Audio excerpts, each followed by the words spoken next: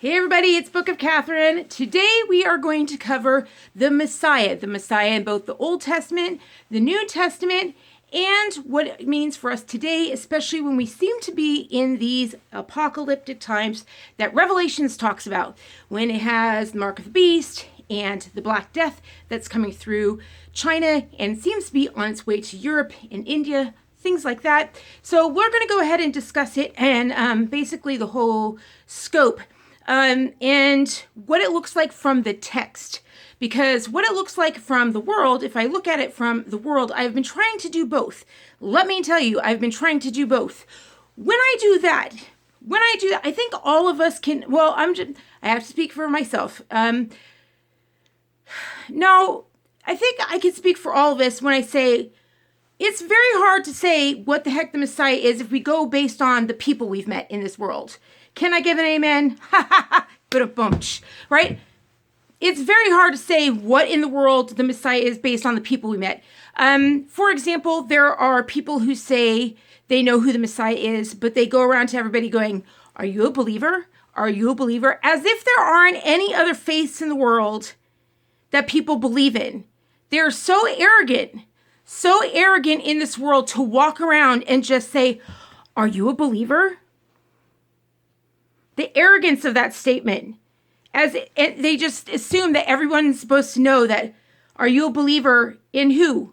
Like Hare Krishna, what are you supposed to be a believer in? Buddha, are you supposed to be a believer in? There's all these different people. They could be, but no. They expect you to know that they're talking about the one and only, right? Does that make sense? So that's really, really arrogant. There's other people that just goes, "Are you Christian?" Like it's an adjective. Like, "Are you Christian?" So like I was raised Catholic and I'm just kind of like, well, I don't know. Or, raised in the USA, which has a set of laws that was based on the 10 Commandments. Like our entire law system is based on the 10 Commandments. So kind of if you live here and you're underneath the laws of the 10 Commandments, but that means you're pretty much Jewish if you live underneath the laws of the 10 Commandments. So, but they make you feel like you're raised in America. They say, oh, America is such a Christian country because the laws are based on the 10 Commandments. But I'm like, the laws of the 10 Commandments. You see what I'm saying? Like, if you go on the text, everything kind of changes.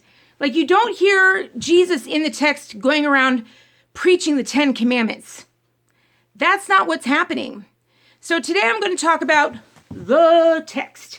Okay? Because if I go into what the text plus what people say, this is what I'll get myself into. Let me give you a taste of what I'll end up in. Just a moment. Do you want to see what I might be in for if I do anything other than the texts? Let's see here. Meet Mr. Happy Face. Do you see what it says down there? It says, "There's no end to the punishment of those who deceive and lead astray." They're talking about there's some people that went into Israel and they were sharing their faith in the Messiah that said that they were Jesus Christ. So their faith centers around Jesus Christ that was 2,000 years ago, which is what everyone calls Christianity, though there are many, many forms of it. I mean, for heaven's sakes, the Pope says he speaks for all Christians. When the Pope, looking at the doctrine, is paganism, you know what I mean? So these Christians are in Israel, and this guy isn't too happy about it. This rabbi isn't too happy about it. But this rabbi believes in oral tradition, not the text, right? He's about to talk about oral tradition, text and oral tradition. Get ready for what he says could be up for me if I went outside and into oral tradition. He says, "There's no end to the punishment of those who deceive and lead astray." I could be into that if I deceive and lead astray.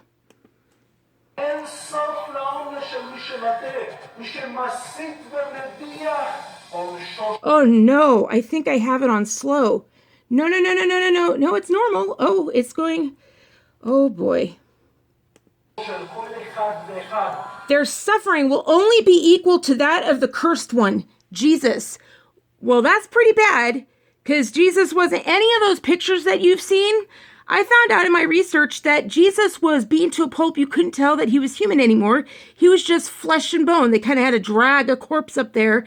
There's just bones sticking out. Yep. He got handed over to Pilate pretty much almost completely dead. Nope.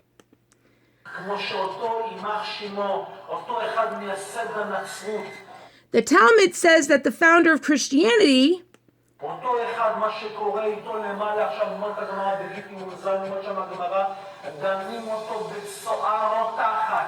has been sentenced to boil in feces.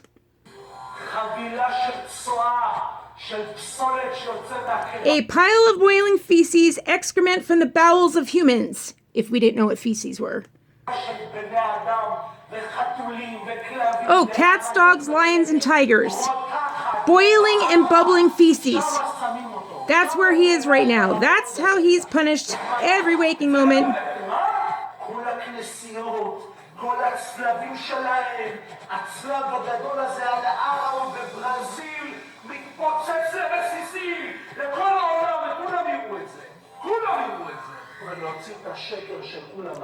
Okay, so, just so I know, I've been warned.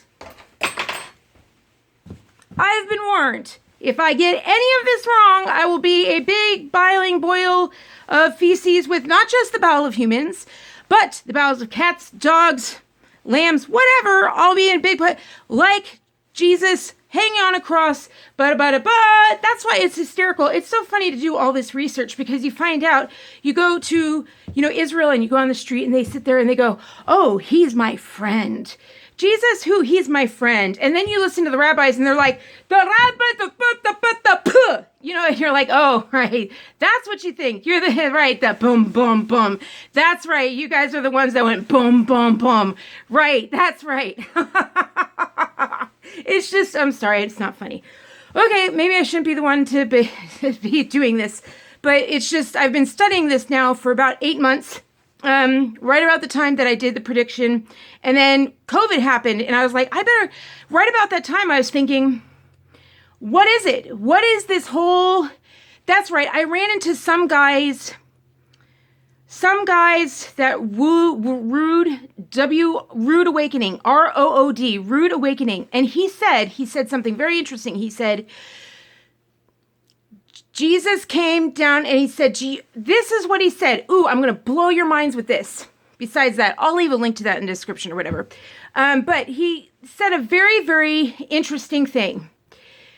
The Rude Awakening guy.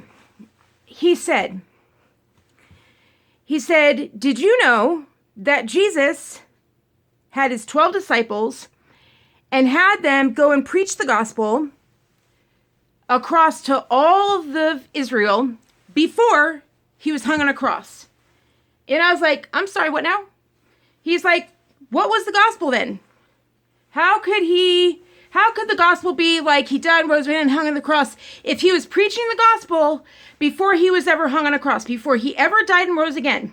And I was like, whoa, stop the train. Whoa, stop the train. Because if I have to hear one more time a Christian tell me like, oh, he died on the cross for you, and oh, the cross, and if you think about it, the cross really is the Roman. That's the glory of the Romans, is hanging people on crosses. ISIS today still hangs people on crosses. It is still a killing method. It is the most brutal killing methods ever. And I'm sorry, but as a Christian child, as a Catholic child, or a Christian child, it's hard because the Pope, all of the popes, I'm studying Rome so much, all of the Pope, he never says Catholic. He says Christians today, Christians today, Christians today. He never says Catholics today. The Pope completely says he speaks for Christians today, not for Catholics today, which is fascinating. I don't think Pope John Paul did that. Did he say he spoke for all Catholics? When I was raised, I don't remember ever thinking of myself as a Christian. I don't ever remember thinking of myself as a Christian. I was a Catholic girl. I was a good Catholic. Like, be a good Catholic. And all my friends now, looking back, almost all my friends were either Catholic or Jewish. And now I understand that because our rites and our rituals were so similar. We both had confirmation. I didn't know that. And all of our lessons and all of our teachings, like Lent, is very much like Yom Kippur. Isn't that interesting? And what's sad to me is that when I got older, finally hit high school, and I turned to my friend who's Jewish and asked her, well, can you tell me what you actually believe? She got upset. And we'd been friends since childhood, and she was offended. Today, I understand that. I don't think Jordan Peterson said someone's faith is the most personal thing you can ask them. And it's true. I think it's been 10 years since I've asked anybody what they believe.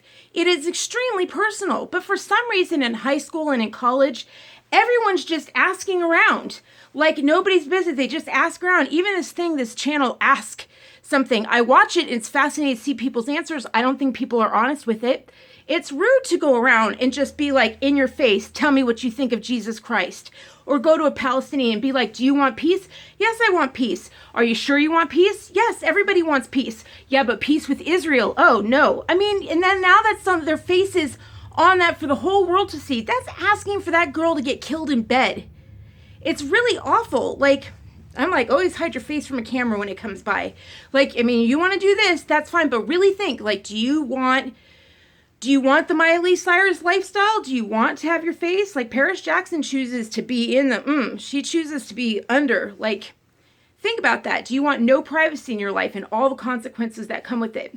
Really think about that. Like, if you can afford security, go for it. If you can't afford security, don't. You got friends that can keep you secure, go for it. If you don't, think again. Think again. So, Google makes a great profit off of you if you review beauty products, because they don't have to pay for any of your press. They don't have to pay for any of your security, etc., etc. All right, so I'm getting off topic. Okay, so the Messiah. Back to it. Let's just get back to the nitty gritty and let's go to the very, like, what the Messiah is. So I know, so he said, Rude Awakening, he said, hey, the gospel, right before he was hung on a cross, he said, he got all 12 disciples, gave them all staffs, and said, go to each town in Israel, preach the gospel, and if they accept you, sit in town, enjoy with them, keep sharing, tell them whatever they want, heal the sick. He said, sit with them and heal the sick, heal the poor, give them what they need, heal whoever's in the town if they accept you. If they reject you, shake the dust off your feet. You remember that? Shake the dust off your feet and go. And that's what I remember. As a little Catholic girl, I remember just reading those stories and learning those little stories. No one taught me that all those little Bible stories were all done in Israel. I didn't understand that. That all took place in Israel. And that only the Israelis had that. And what I learned is that Jesus did, after Rude Awakening, I went and studied that. I was like, really? The gospel happened before the cross? Before the cross. So I was like, well, what is the gospel? And I found out that it was the gospel is basically the kingdom come. And that's it. And I was like, well, what the heck is that supposed to mean? And Rude Awakening didn't tell me. So I have been on a long journey ever since to find out, what is the kingdom come? So, and what's very interesting is that one of the women on the tapes of Israel on Ask, when the questionnaires, and I'll try to link it in there, where a woman said, why don't, one of the questions for the Israelis was, why don't you believe in Jesus? You're a Jew. Why don't you believe in the Messiah? And she said, because we believe the Messiah was to come and change the world and make it as it was meant to be, and that hasn't happened yet. And I was like, by that argument, it made me see the world a whole different. I've been arguing this. I've been actually making this argument about how the whole world, when something happened when this guy touched down, like everything changed. And to me, it was a sign that supernatural forces happened. That something supernatural came down. Oh, the kingdom. Oh. Okay. And I didn't understand it. The world was supposed to be as it is. Why don't I just show it all to you and you can tell me what you think. So, here was the world before Jesus. And you guys who believe in aliens and everything will find this very, very fascinating. I think. If you believe in aliens, you're going to love this. And the megaliths and everything. Ooh, you're going to love this. Ooh, you're going to love this. Okay, so megaliths and everything happened. By the way, Enoch goes with the megaliths. Enoch goes with the giants. The aliens and everything, totally all in the text. All that stuff is in the ancient Hebrew text, by the way. So it's in there. All right, so here we go. So basically before, here we go is a timeline. And here is, right here, boom. Touchdown, 30 years. There's the cross, right? Okay, so here is 0. This is BC. And this is AD. Before Christ and after death. Okie dokie. So, essentially, if you look into it, we researched earlier before I even got into any of the texts. You and I both know, if you're on my Twitter feed, that ziggurats, we discovered ziggurats were on like every single continent. Latin America, Canada, here in America. We found out they were in China. Did you know that the most ziggurats are in China? Oh, yes, the most ziggurats are in China. There's all these sort of things. We're wondering, do they have to do with, dragons? There's lots and lots of artwork about dragons. Lots of just so fascinating, all the kind of drawings that are out there. Very, very similar all around. But the bottom line is that there are ziggurats everywhere. Everywhere, and they're all similar in shape. Okay? So through BC, also there's the pyramids. Pyramids are there. So the pyramids, people cannot figure out how they're made. The mathematics of pyramids are insane. But mathematics of pyramids fall right in line with Enoch, by the way. Boom, boom, boom. Enoch to a bing, bang. I mean, you really need to read that thing because it goes with what's in heavens. Everyone's like, oh my gosh, the pyramids connect to the stars right below Orion's belt. Well, really? Well, you should probably read Enoch and find out about that. Okay, so anyway, so ziggurats. What are ziggurats? What are the shapes? It turns out most of those are temples. So we have world religions all over the place. We have the Babylonians. We have we have in China. Remember I said most of them are in China? You can go everywhere. Latin America. Checking for my cats. You can go everywhere. There's a ton of different religions. If you go to San Francisco and you look at the World's Fair, they had like every single pagan religion at that World's Fair. I believe it was like 1939 or something like that. And they had huge statues, like 6-story statues of every pagan religion around the world. And they're still there. Like most of those statues are still there and in storage at Treasure Island. If you're in San Francisco, go by Treasure Island. Funky little island sitting out there where the World's Fair happened. Anyway, but the point is that no matter what religion it was, they had these ziggurats. Now, what's interesting about them? The fact of the matter is that all these societies had a order about them. Within them, it would have 4 levels. And it's very similar to our society today now. There would be a top level, and the top level, there would be priests or some kind of religious folk at the very top level. Right now, our top level is the Pope, right? Pope can do what he wants. No one can touch him. You can go ahead and rape kids, do whatever. Nothing happens. Owns all the paper. Nothing happens. Next level, the upper class, the elites. Today, that's the kings and the kingdoms. Dictators, in Cuba, everyone works for $25 a month. The dictators are friends with the king and the queen that run the Caribbean. They go to lunch. President Xi, they come to the Buckingham Palace and clink with Princess Kate, clink, right? First dinner Princess Kate ever held at Buckingham Palace after her marriage was who? President Xi. Worst criminal for human rights in all of the world. 2 billion people that he has killed. Half of them are underneath the poverty rate of $1.91 a day. And she clink glasses with him. So, second one down is elites. Then there's the commoners that buy their goods, that they kind of suck money off of through taxes. And then there's always the bottom one, which is the slave race. Now, if you want to see any kind of demonstration of that, go ahead and watch Cleopatra. Here, I'll show you. Alrighty. So, this is the famous Cleopatra. Now, there is a huge entrance scene, and I've cut it down to just right here. Oh my gosh, you guys will look it up. Cleopatra's 1963 epic entrance. So this is just cut down. So this is the queen and queen in the movie. These would be the slaves. So in this time, she was also the priest. In these times, during Cleopatra's times, they made sure that the priest and the king class were together. So he was both the priest and the king. Remember, he is Pontifex Maximus as well as emperor. So she was the same thing. She was both the head priestess and the empress. So, and then these were the slaves. These were the commoners. So you see 3 classes just in here. And then these are the elites. So those are the 4 classes. 1, 2, 3, and then 4. All right. So that is, and then of course there were white slaves. If you watch her whole entrance, there's a long, long, long parade of people dancing, lots of white slaves, slaves of every color for Cleopatra. So don't forget that that's how people lived before that. Cleopatra, that was about 50 years before the coming of Jesus Christ.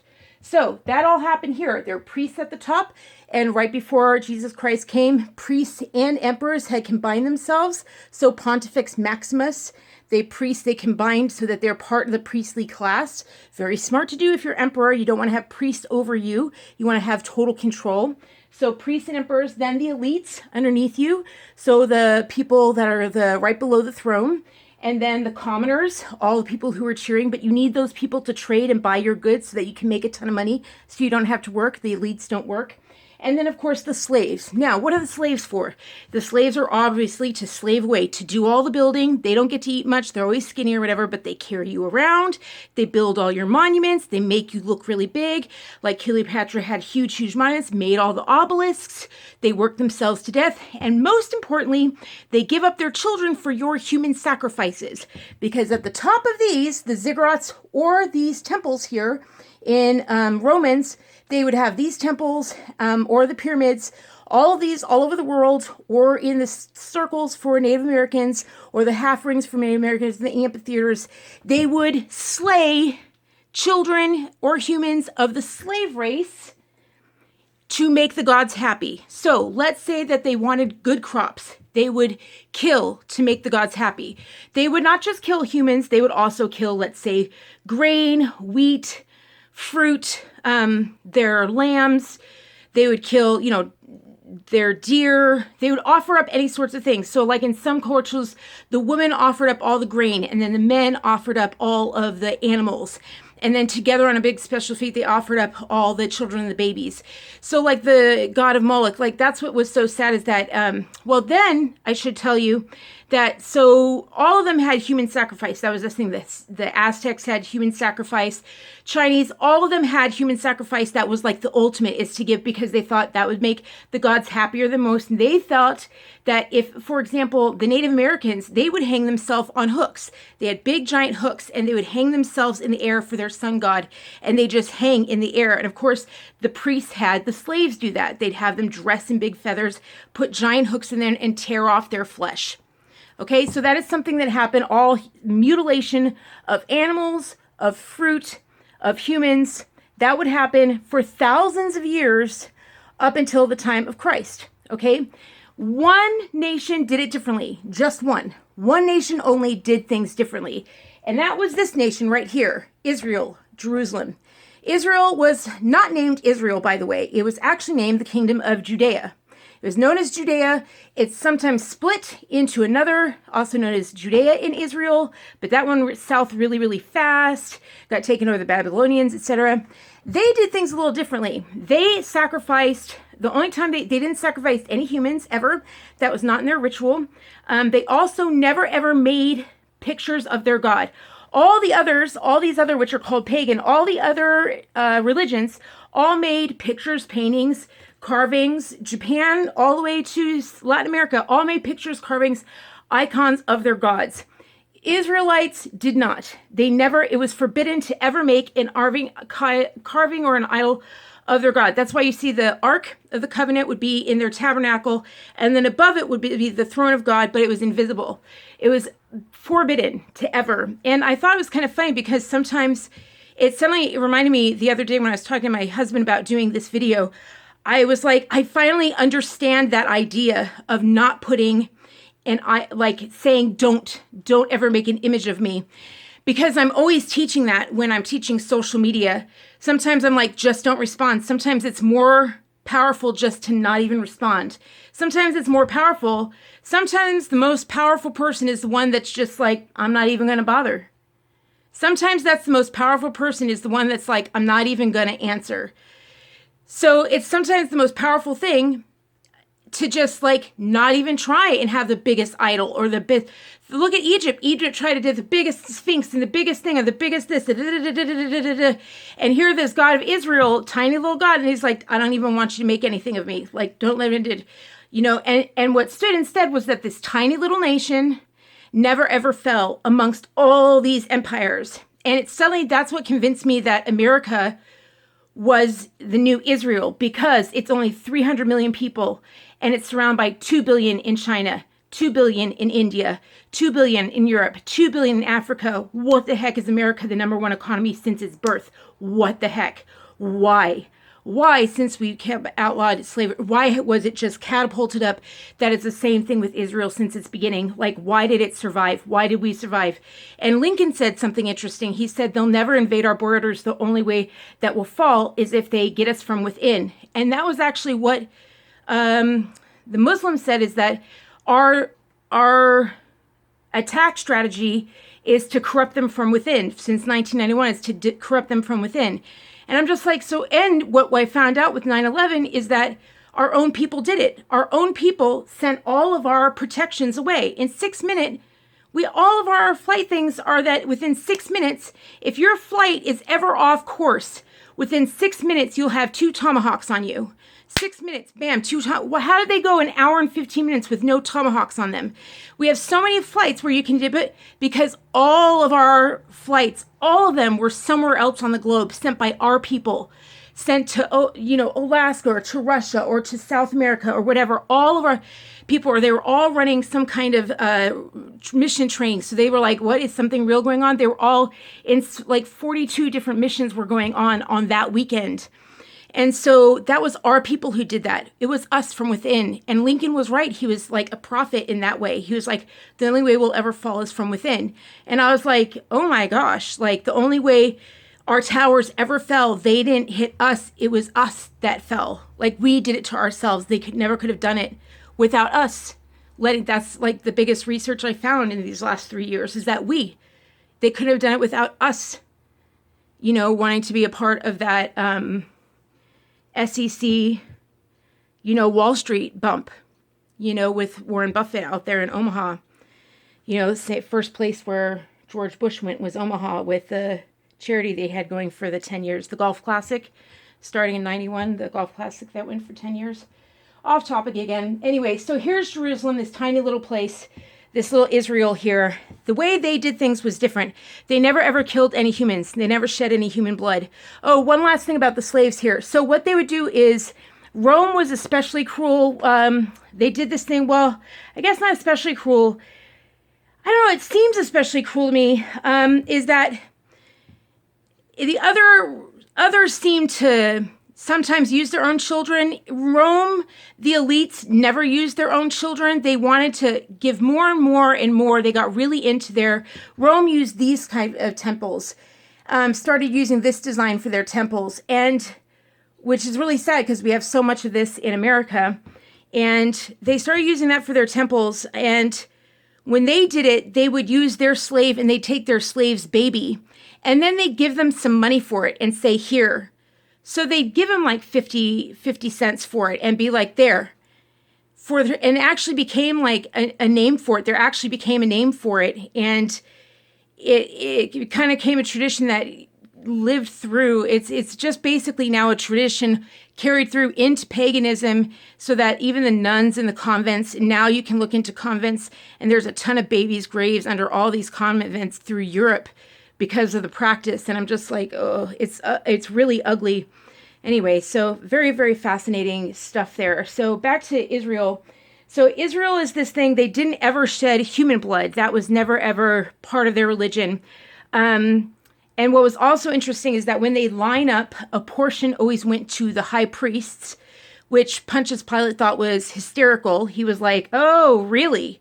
Really, really, really? I've never seen that before, where the priest's family get a cut of the offering that comes up. Isn't that interesting? And then he's like, what happened is that the offering would be burned and you could see if the God accepted the offering or not. So that's the whole Cain and Abel. Did God accept the offering? Did the flames go high or not? How much did God light the offering? So there's supposed to be something of like, everyone could see in the temple court, there was some kind of burning here. Everyone could see whether or not the Yahweh was pleased with your offering or not. Everyone in the society could see your offering being burnt right there on the table. So that was interesting. But then I don't know how many times a year, but every so often a year, they would just take out one goat, I think. I think they killed one goat and they would tie a red thread around the goat, and then they'd send it off into the wilderness to Azazel or to the devil. And then that would be the payment for everyone's sins, is that the goat would go off the cliff. And that was it. And I'm just kind of like, that's it. Everyone else is like slaughter, blah, blah, blah, blah, and tearing people's hearts out, apocalypto and stuff like that. All these things are happening. And then here in Israel, it's like a goat. So it's interesting that when Solomon married all these other women, like 1,000 wives from all over, and they're all pagan into all these other things, by the end of his reign, by the time he passed away, he was doing everything they were doing. It says his wives led him astray, but I'm like, whatever. I mean, unless they fed him a lot. If they were like, we'll give you a brownie if you'll sacrifice a baby. Because by the end of it, he had Moloch up and he was giving a baby. And the way they did it, I mean, some of these were really cool. Moloch was like a big metal thing with a big furnace in it. And Moloch's hands would heat up the furnace. And then they put the crying baby on the burning hands. And the baby would scream. And they would just beat the drums louder to go with the baby's screams. And they would see that as holy in the sacrifice. Yeah, that's some fun stuff. So that's what was cooking before Jesus Christ came along. After Jesus Christ, something happened. Something happened. Now, I think I'm going to go ahead and take a break because I'm hurting like heck. There's new stuff going up. But I want you guys to go ahead and check out go ahead and read the stuff that went down. I'll say this. You can go ahead and read it. I'm going to have a part 2. So this is part 1. This is all like the stuff that, as the lady said, she said, when the Messiah came, the world was supposed to be fixed and be as it was supposed to be. I thought that was so interesting. And she says, and that never happened. And when she said that, I just watched it. I think it was just yesterday. And I was like, have you compared the world before and the world after? The world before is all ziggurats, all Cleopatra. Literally, everyone, Cleopatra, Rome, everyone being crucified for petty crimes. Literally, read Pontius Pilate's letters. And he's just talking about like, oh, I lost one of my centurions today, lost one of my slaves today, lost one of my this today, lost one of my... That's just life. Like trading out slaves, trading out just a few powerful class. Just no one had any rights. Everyone was scrapping up for breads or everything. You couldn't buy your own house. No, honey. No. Even when you read about when Jesus Christ came to this earth and you're reading his stories in here, whether these gospels are true or not, if you just read like Matthew, like I'm really just relying on Matthew and John at this point. I haven't been reading Mark and Luke. But if you just rely on Matthew and John, it talks about how they're taxed from town to town. Romans tax you on every walk from town to town. But even then, I mean, they're talking about immediately wiping out demons. Demons everywhere. And I gotta say, like, the whole, we'll have to go into it. Very, very interesting. The last thing I will say is that the one difference I will say is that these Roman gods here, the Apollo and Apollyon, when you look at the gods of Enlil and the Babylonian gods, they have little sketches of them. Oh, little sketches. Not of these guys. Not of Rome. Not when you get into, when I said this in another thing, I said, hey, didn't you know that the Greek gods, notice that the Greek gods were a lot like the angels in Enoch?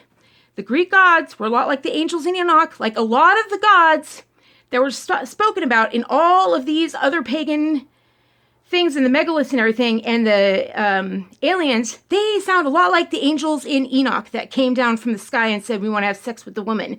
And gosh, didn't all these gods have sex with the woman? Sounds a lot like the same thing. Like, sounds very, very similar, right? Okay, so what's interesting to me is that, gosh, the sketches and all the,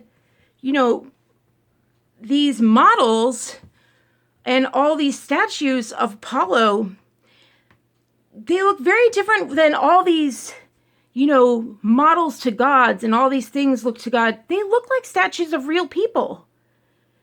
And they stay the same. Like, the people look the same as they go on. I'm like, that's not just like, I would imagine that you would be this way. And, this is a person and you have a big this and you have a big that. And, and Leo, you are this way, and Leo, you are that. No, they're like Apollo. Your nose is this big with a bump here and your chin is this and bump here. Even Michelangelo, when he did the David, I'm like, isn't that just Apollo a little older? Like, I swear to God, that's Apollo, just a little older. They all look like these guys look exact. And then today in Hollywood, doesn't it look like they just pick Hollywood actors that look exactly like, have the same physique as their so-called gods that are earlier? And I'm like, since when does everyone make statues of the same person? That's not admiring and imagining a god. That's like the person stood still and was like, no, that's a model. You don't draw something like that unless you have like a model, do you know what I'm saying? Like, that was like stills. And then all of a sudden, all of that stops after Jesus Christ. Like, all of a sudden, all that stops. And then when you read about the killings in the Colosseum, all these Romans and the Jews just tear at these Christians and say, you took our idols from us. You took our temples from us. And I didn't understand. I was like, how did these Christians take anything from anybody? Like, from what we saw, they just went from town to town and ate and stepped in people's beds. Like, what are you talking about? They healed the sick. How did they take anybody's temples from? And then I realized what had happened. After after we put together and we figured out the temple, I was like, and it has to do with the temple of 40 years and the opening of the doors and the candles going out at Yom Kippur. And I was like, and spreading the message to all ends of the earth. I was like, that's why. And why would the Romans come and take down the temple limb from limb if they hadn't yet? And it suddenly all came together for me. So we will discuss what went down here and what went down here and the Messiah and the whole 9 yards and what is different, if there is anything different. What changed? Why would it change? Blah, blah, blah, blah, blah. Okay? And I'll talk to you on the next one. So this is part 1 and get to part 2 and I'll make sure I attach it right here. If, I will try my best. Donate down below. Make sure you subscribe. And I love you all. Wherever you are in the world. I hope you speak English or have a good translator and understood this. Love you. Bye.